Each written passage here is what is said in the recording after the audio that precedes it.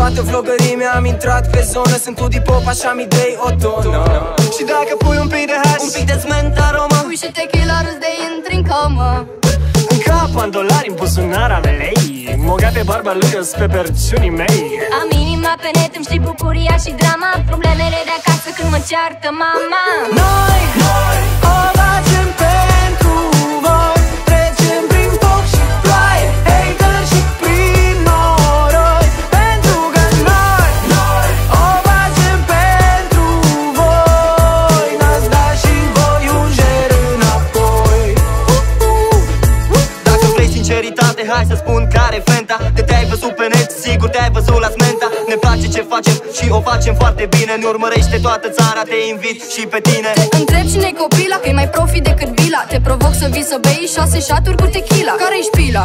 O vrei mai fresh? Pune-ți menta. Pune hash o să devii instant puțin mai lentă. Antonia, te voi urmări până jos în Marabuci. Tu nu știi că eu sunt un panda kung fu. Rezolv misterele exact ca Scooby-Doo. Deci păzea haterii că aflu cine a dat comentul. Zici că sunt genul de vlogger care vine din Moldova. Nemari, iubăreață ca Mr. Lova Lova. Psihologul de serviciu moldovean, că e foarte tare. Dau sfaturi de relații, dar îți fac și de mâncare.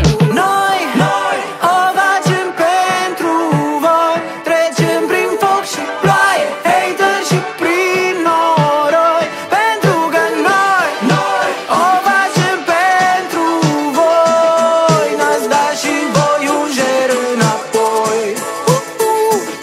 De vei scripici, cea mai drăguță între gagici. Laura Mușuroaia te machează cu furnici. Hai te oftici, botic de rață nu sunt genul. Hai la mine pe YouTube să vezi cum senti de ten. Zic big bum șacalaca să vărsăm o lacrimă pentru glorie mielului și măta are cratimă. Îi scălim cu sector 7 din partidul PLM, cu umorul subversiv și salată de vinete. M-am dat jos de pe net, în ce să știi că nu-s mare poet. Vin direct, corect, perfect cu flow, că vin ca un cabernet.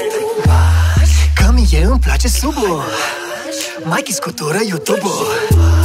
Piesa asta rupe clubul, du-te, rulează șurubul.